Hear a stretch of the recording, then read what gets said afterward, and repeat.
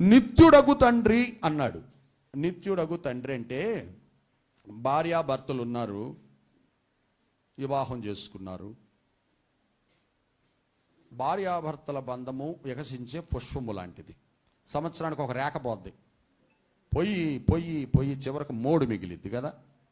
తర్వాత ఒకవేళ అన్యోన్యంగా ఉన్నారనుకోండి, వాళ్ళు ఏమనుకుంటారంటే అంతము నుండి ఆరంభము వరకు తోడుగా ఉంటాము అనుకుంటారు.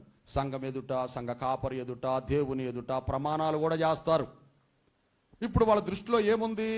నాకు నా భర్త చివరిదాకా తోడుగా ఉంటాడు, నా భార్య చివరిదాకా తోడుగా ఉంటుంది అనేటువంటి ఆలోచన. నిత్యము కలిసి ఉంటామనుకుంటారు. మధ్యలో ఏదైనా ప్రాబ్లం వచ్చిందనుకోండి, వెంటనే విడాకులు వేసుకుంటారు, కోర్టులో విడిపోతారు. ఇక ఎటువంటి లైంగిక సంబంధాల్లో పడిపోతే కాపురం కాస్త బ్రద్దలైపోద్ది. అవునా కాదా? తర్వాత ఎవరన్నా ఉంటే మూర్ఖులైతే భార్యలను భర్తలు విడిచిపెట్టి, భర్తలను భార్యలు విడిచిపెట్టి ఏదేదో వెళ్ళిపోతూ ఉంటారు. ఇప్పుడు నిత్యమైనటువంటి సంబంధం కాదు, వివాహ సంబంధం కూడా. దాన్ని బట్టి ఆలోచన చేస్తే మన తల్లిదండ్రులు బిడ్డలు ఉన్నారు, నా బిడ్డలు నిత్యము నాకు చూస్తారనుకుంటారు. కానీ వాళ్ళు కూడా మనల్ని విడిచిపెట్టే సందర్భాలు వచ్చినాయి. వాళ్ళు విడిచిపెట్టకపోయినా సరే కొంతకాలానికి వృద్ధాప్య వయసులోకి వచ్చి వెళ్ళిపోవలసింది కదా. వీళ్ళు నిత్యం కాదు, వాళ్ళు మనకు నిత్యం కాదు. తర్వాత ఈ లోకంలో ఉన్న సమస్తమును సమకూర్చుకున్నాం, అన్నీ సమకూర్చుకొని సింహాసనము పైన కూర్చున్నాం, లేకపోతే మంచి డబల్ కాట్ మంచం మీద పండుకున్నాం. నా ప్రాణమా సమస్తం మనకున్నాయి, తినుము త్రాగుము సుఖించుము, నీకు ఇక దిగులు లేదనుకున్నాం. కానీ దేవుడిచ్చిన సమయం వచ్చేసింది, టైము. ఓరి ఎర్రివాడా, ఇదిగో నీ టైం వచ్చింది, ఇక నువ్వు బయలుదేరన్నాడు. ఇప్పుడు ఇవన్నీ ఏమైపోయినాయి? మొత్తం వదిలేసి వెళ్ళిపోవాల్సిందే. కాబట్టి ఈ లోకములోది, ఈ లోకములో ఉన్నవి ఏది కూడా నిత్యము మనకు కానే కాదు. మనం పరదేశులము, యాత్రికులము. ఈ లోకంలో పరదేశులము, యాత్రికులము.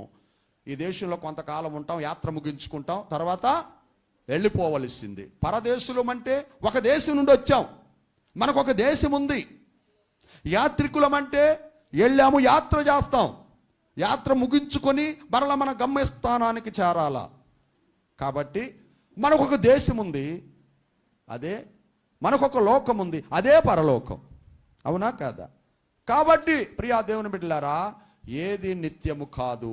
మరి నిత్యుడగు దేవుడు అని ఇక్కడ వ్రాయబడి ఉంది. అంటే ఈ లోకములో ఉన్నంత వరకు మనలను కాచి కాపాడే దేవుడు ఆయనే. ఆయనకి ఇష్టలుగా ఉండే పరలోకానికి వెళితే అక్కడ కూడా కాచి కాపాడే దేవుడు. కాబట్టి ఇహమందును పరమందును నిత్యము ఉండే దేవుడు. గట్టిగా చప్పట్లు కొట్టి ప్రభువుని మహింపరచుకుందాం. అందుకని ఆయన నిత్యుడగు తండ్రి, సమాధానకర్తయగు అధిపతి అని అతనికి పేరు. ఇప్పుడు ఈ లోకంలో దేశానికి సమాధానము లేదు, రాష్ట్రానికి సమాధానము లేదు, జిల్లాకి సంబంధము లేదు, సమాధానము లేదు. అలాగే ఇరుగు పొరుగు వారితో కూడా సమాధానము లేదు. అక్కడ దాకెందుకు?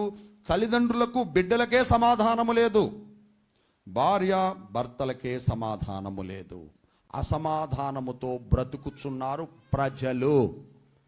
ఇప్పుడు సమాధానము ఎక్కడుంది? శాంతి ఎక్కడుంది? సమాధానకర్త దగ్గర ఉంది. దేవునికే మహిమ కలుగునుగాక, హల్లెలూయా. ఆయన దగ్గర ఉంది. ఆయన సమాధానానికే కర్త అయి ఉన్నాడు. ఆయన లేఖనాల్లో ఏమని వ్రాయబడి ఉంది? ఇదిగో నీ సహోదరులలో ఎవరితోనైనా విరోధమున్నదని నీవు తెలుసుకొనిన ఎడల. ముందుగా ఏడకెళ్ళమన్నాడు, అక్కడికి వెళ్ళి సమాధానపడి తర్వాత వచ్చి ఇక్కడ బలిపీఠం మీద అర్పించాలి.